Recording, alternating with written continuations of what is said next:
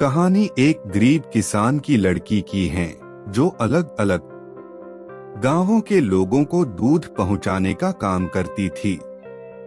उन्हीं लोगों में एक पुरोहित के घर भी दूध पहुंचती थी। उस पुरोहित के घर जाने के लिए उस ग्वालिन को एक तेज धारा में बहने वाली नदी को पार करके जाना पड़ता था।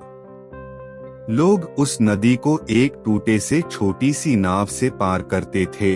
उसके बदले लोग नाविक को एक छोटा सा धन का कुछ भाग को दे देते थे।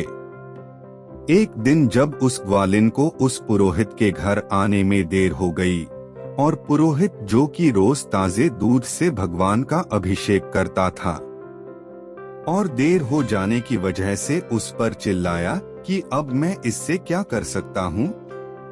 उस ग्वालिन ने कहा कि रोज की तरह आज भी मैं सुबह ही घर से निकली थी, लेकिन एक ही नाविक उस नदी में नाव चलता है और उसी नाविक के वापस आने के इंतजार करने की वजह से देर हो गई।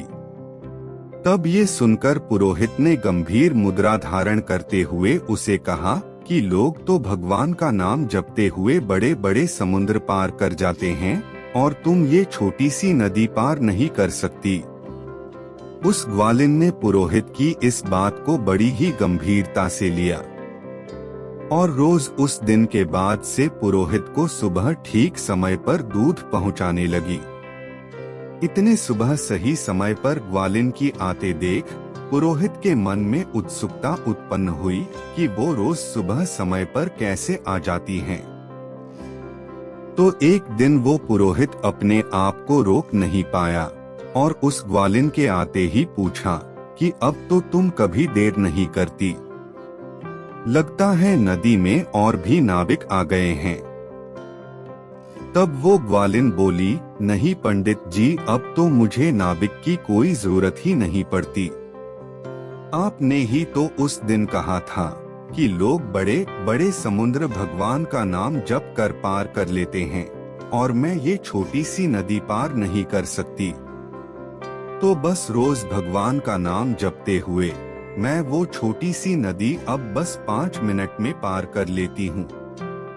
लेकिन उस पुरोहित को उस ग्वालिन की बातों पर विश्वास नहीं हुआ। उसने कहा कि तुम उस नदी को कैसे पैदल पार करती हो, ये मुझे दिखा सकती हो।